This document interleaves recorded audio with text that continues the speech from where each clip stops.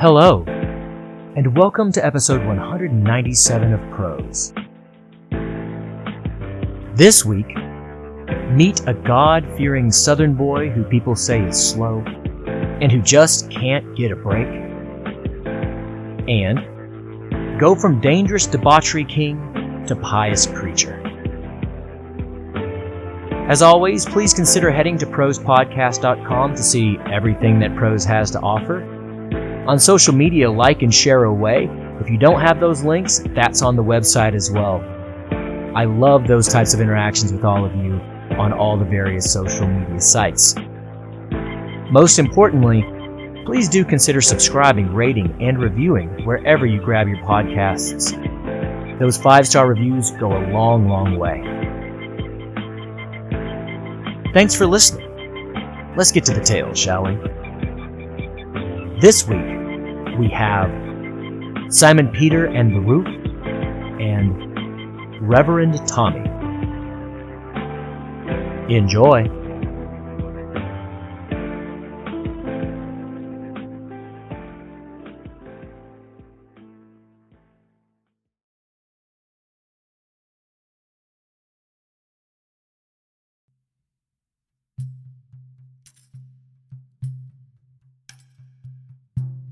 Simon Peter and the Roof, an original short story by Jared I. McGee.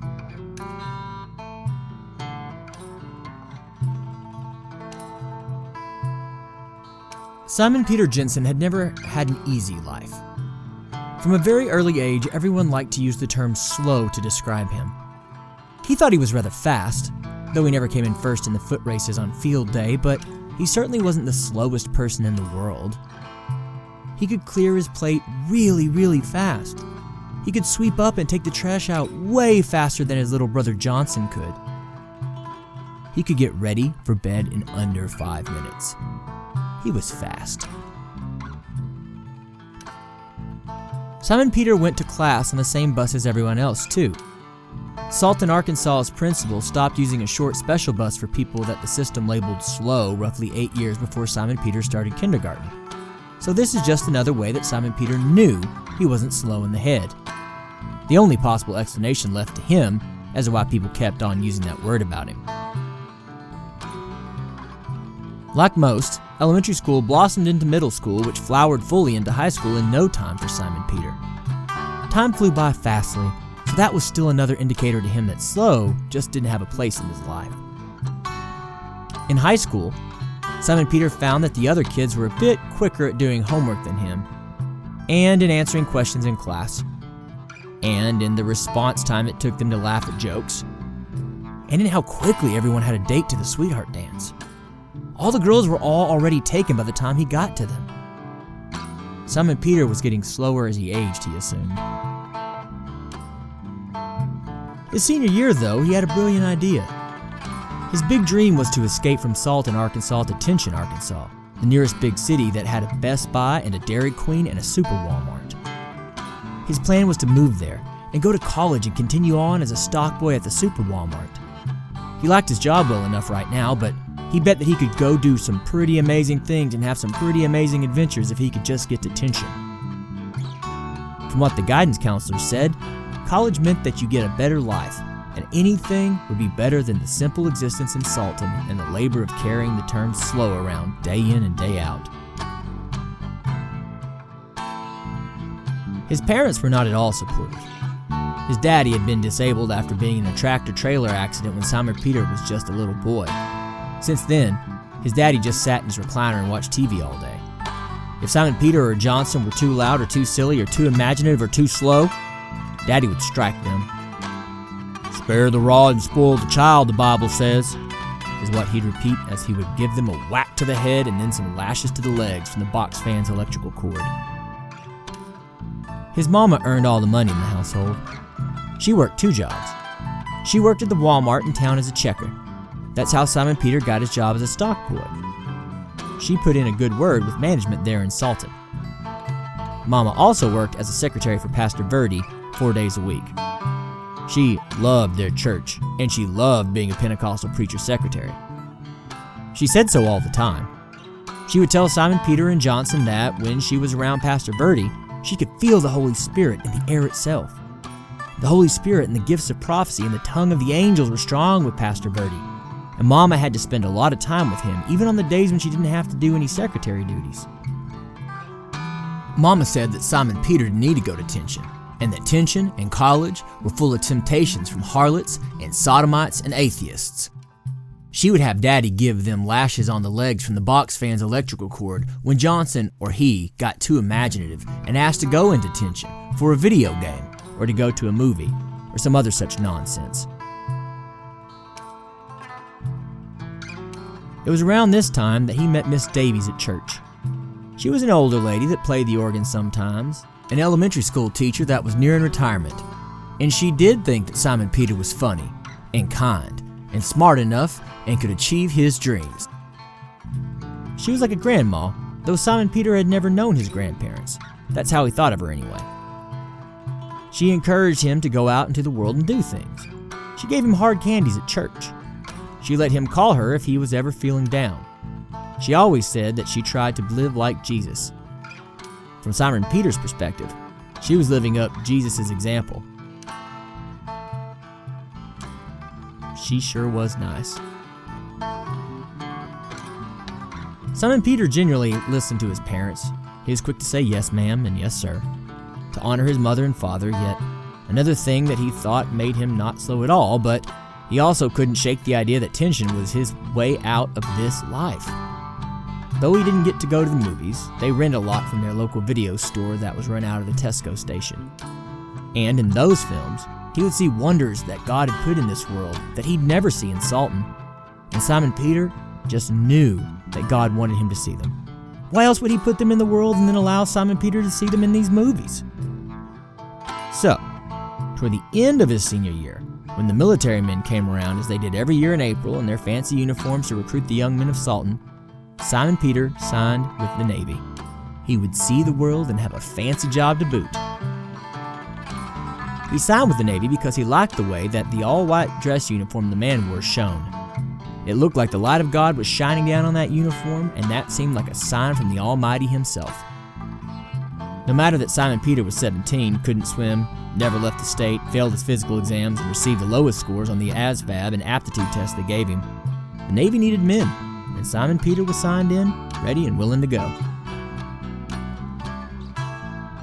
His parents were angry, but they said that at least a military man was a respectable man so long as he didn't go off and get girls pregnant or get any tattoos. Miss Davies tried to be excited for him, but she seemed more sad and scared. He generally had come to run ideas by her because she always had such good advice and really cared for him. So she was shocked when he did this all on his own.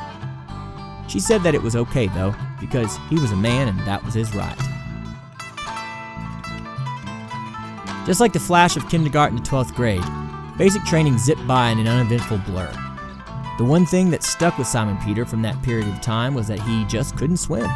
He failed his swimming tests over and over again, yet he got to stay in the program. His trainers would just joke and tell him that he'd better hope he'd never fell off the boat. Those failures aside, basic was just like high school. All the other new recruits were a bit quicker at doing homework than him, and in answering questions in class, and in response time it took them to laugh at jokes, and in the physical tests, and in how quickly everyone had plans for the scant few weekends they were free. That was okay though,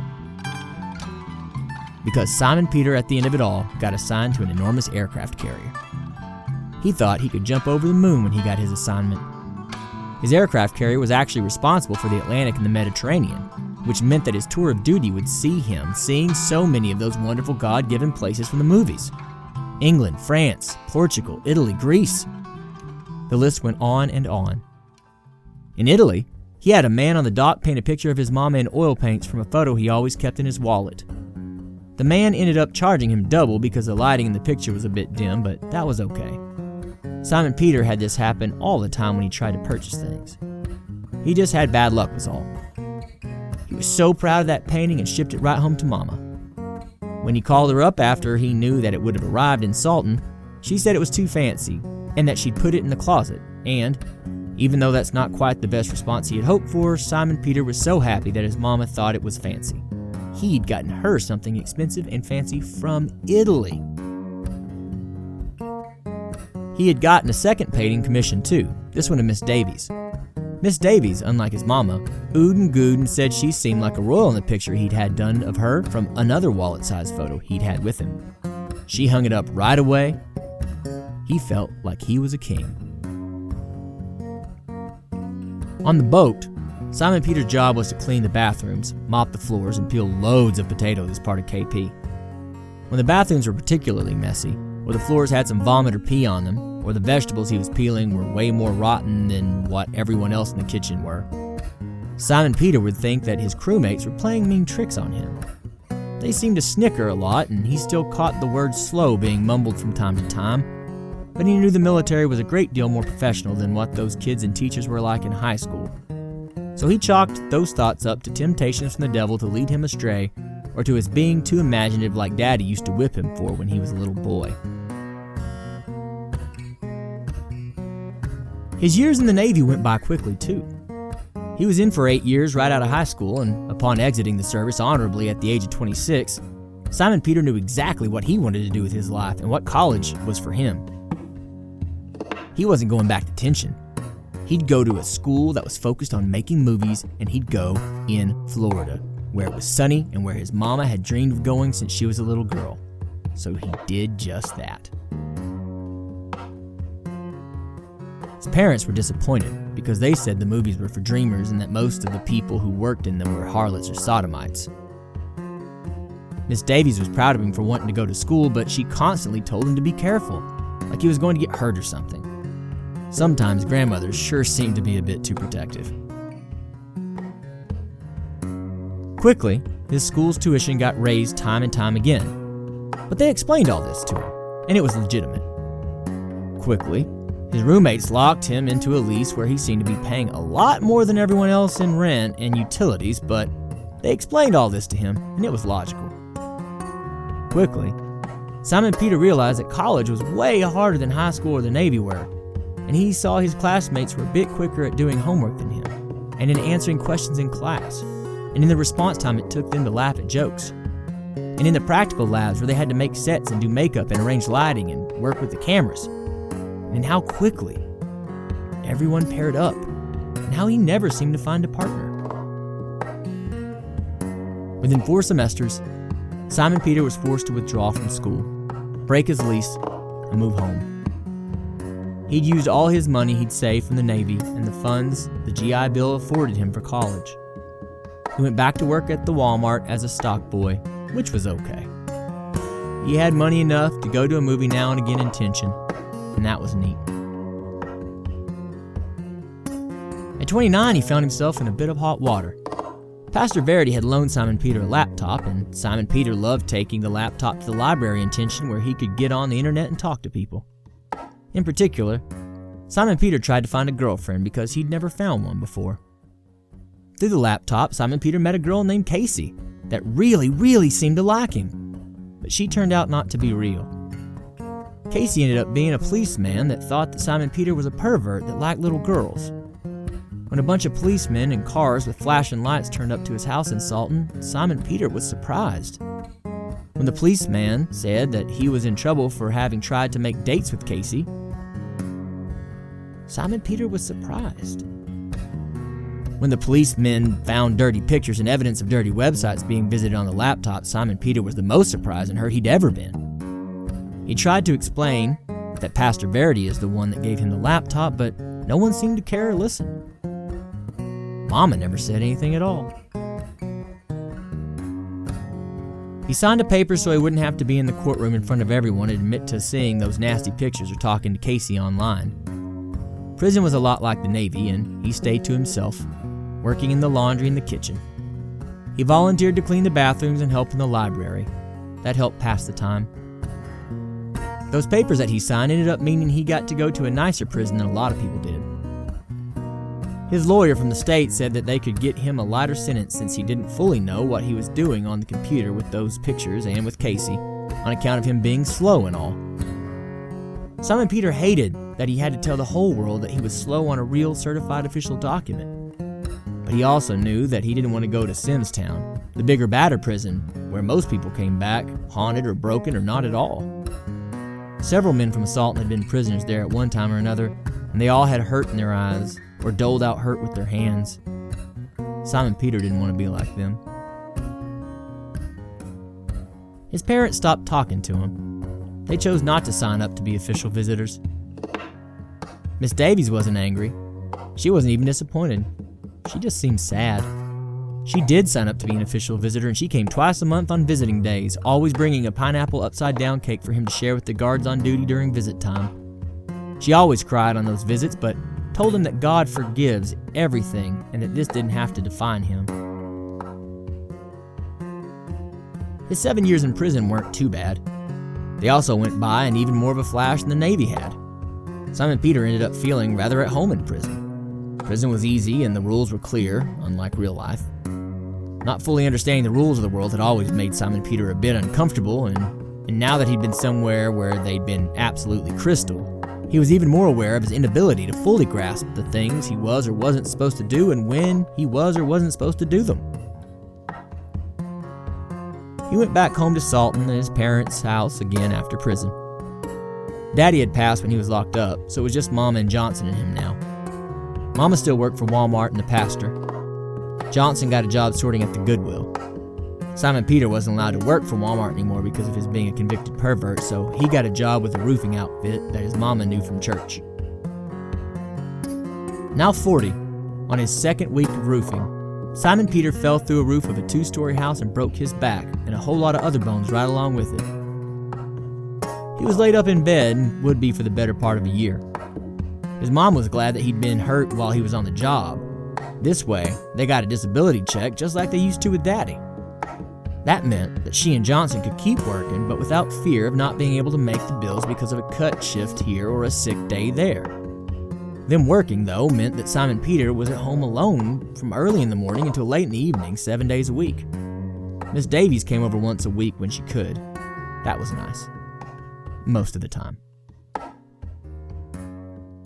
Miss Davies often talked to Simon Peter about how humans have destructive tendencies, particularly when they are left to their own devices and straying from God's will. She would tell Simon Peter that people doing themselves in was about as natural as a bird singing or a bee buzzing. Simon Peter had always respected Miss Davies and how smart she was and all her degrees and she'd had when she's training to be a teacher, so he thought she was pretty right about all of that stuff. All that talk was normally okay, but not this week. Simon Peter was excited to watch the royal wedding of Britain's Prince Harry and the American Meghan Markle. He loved all the fancy clothes and fancy places, and he'd always loved the idea of weddings and being married. In fact, one of his greatest dreams had always been to fall in love, get married, have kids, and be a daddy himself. He'd be the kind of daddy that hugged his kids and didn't lash them when they were bad. He'd also be the kind of daddy that encouraged his kids to be imaginative. He'd read books to them. He'd read books to them and watch Sesame Street and play games. They'd live in Imagination Land all together and they'd be happy. And they'd come out of Imagination Land for church and school and meals and things, but the love and smiles would never ever stop. That is what he was in search of when he tried to talk to Casey online and got into all his troubles with the law. Now that he was 40 and still didn't have a wife or a family, he was getting sadder and sadder that it would never happen. This royal wedding gave him a chance to live a wedding even grander than the one he had in his imaginations.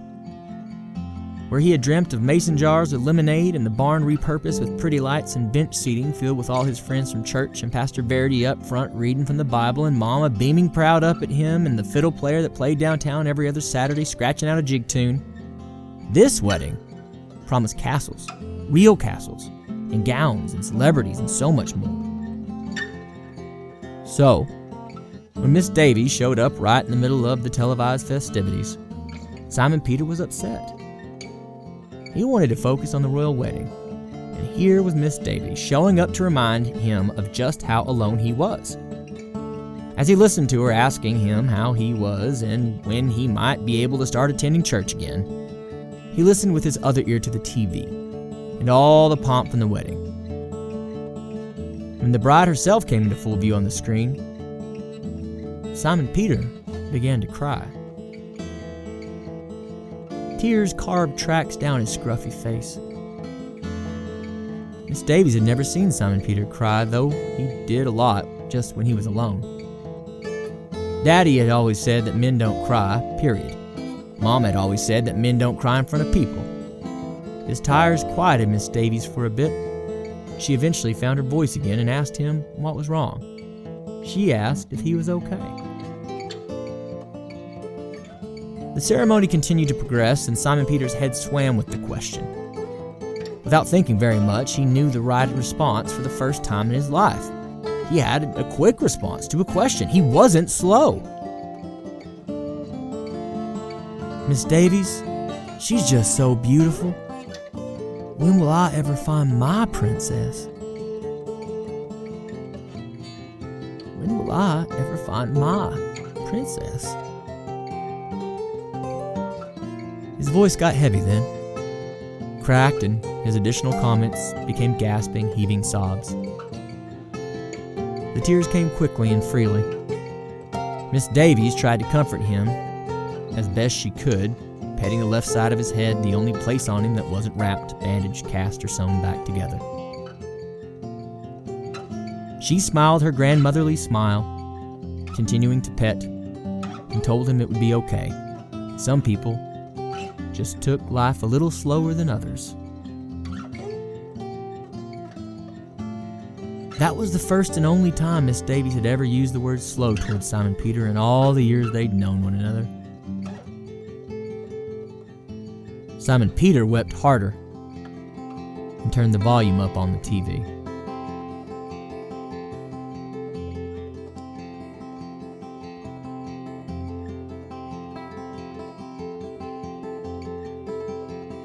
Thank you for listening to Simon Peter and the Roof. Yet another story I must admit is quite near and dear to me. Additionally, I enjoyed speaking with my accent on, so to speak. It's not all too often that I get to drawl anymore, so thank you for allowing me that as well. All of the musical tracks in the background of this story come from freemusicarchive.org. They are all being used under CC 01.0 Universal Public Domain Dedication licenses. Next up, please stay tuned for a worldliness turned to godliness story in Reverend Tommy.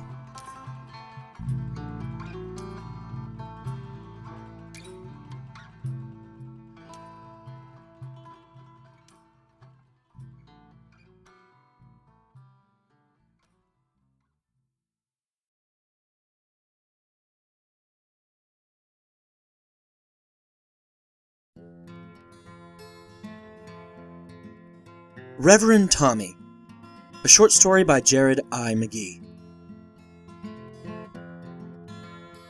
From 0 to 6, Tommy was like any other kid in the great US of A. He played outside, frolicked in the grand freedom of, well, freedom. At 4, Tommy had his best friend move in across the street from him. His best friend was named Jason McNeil, and Jason's daddy was Brother McNeil from the First Baptist Church, and Jason's mommy played piano on Sundays, but was the 5th grade teacher. At school, she was Mrs. McNeil. At Jason's house, she was Mrs. Gloria. At 5, Tommy started school. So did Jason. They were in different kindergarten classes. That was the worst. Tommy got paddled a couple of times. Jason never did. He was a good boy, apparently. At 6, Tommy was brokenhearted to hear that Jason and he were still in different classes. Jason got Mrs. Nomar, the best first grade teacher at school. Tommy got Mrs. Fearn, the worst first grade teacher. From 6 to 16, Tommy was in and out of trouble, losing interest in academics where he was once pretty proficient, actually. Instead, he began focusing more on sports. He was great at sports. He became the star of both the football and the basketball teams. With stardom, less was expected of him in the classroom, and more was expected of him from the ladies. Tommy started with all the girls he could get his hands on. Well, that was after Jason moved away in 6th grade.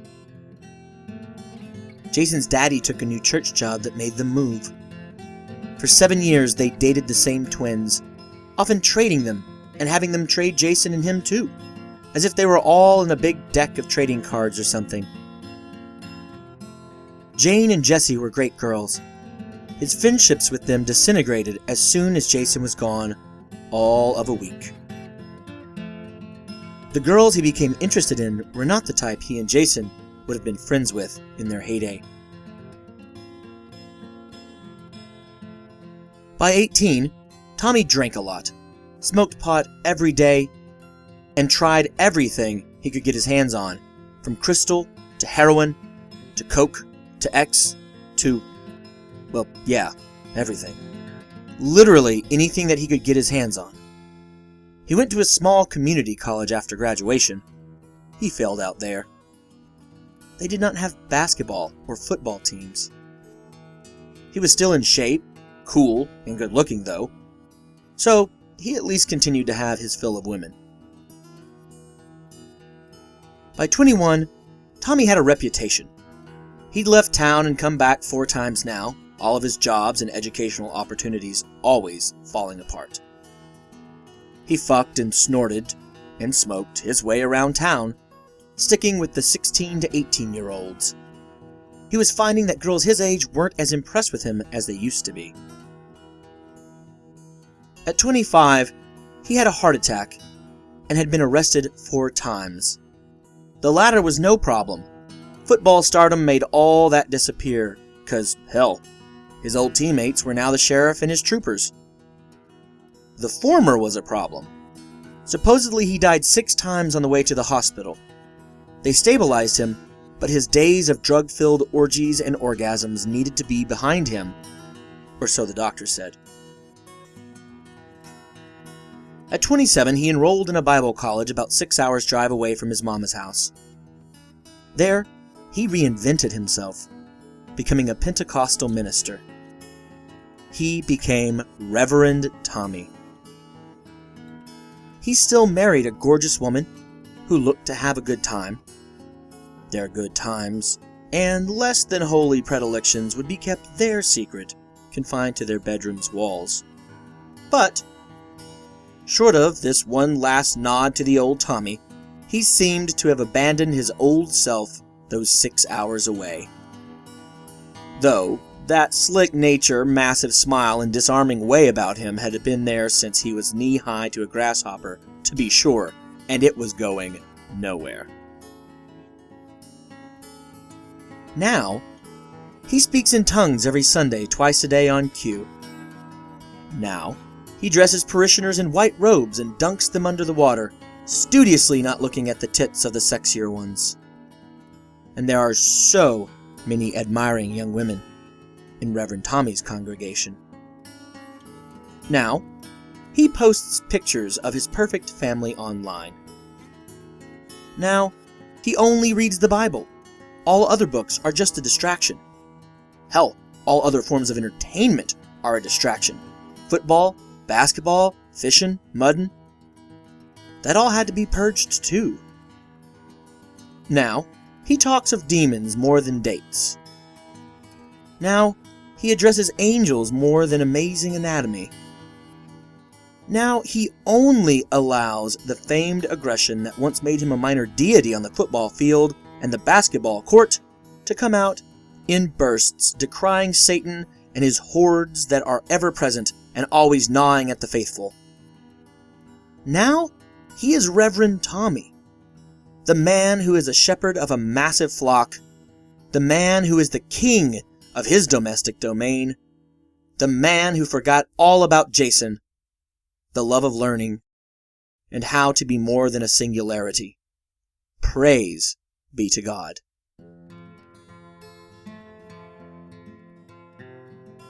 Thank you for listening to Reverend Tommy. The tracks behind this story were taken from the Free Music Archive. Both tracks are from Dr. Turtle, from the album The Double Down Two-Step. The first is Lullaby for Democracy, and the second is My Little One-Trick Pony.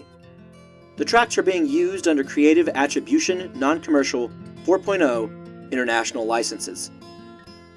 Please do check Dr. Turtle out. The music is simply fantastic. That does it this week for Prose. As you continue about your day, I do hope that you'll love those around you, tell them that you do, and embrace this life as it is always stranger than fiction. Thank you so much for listening.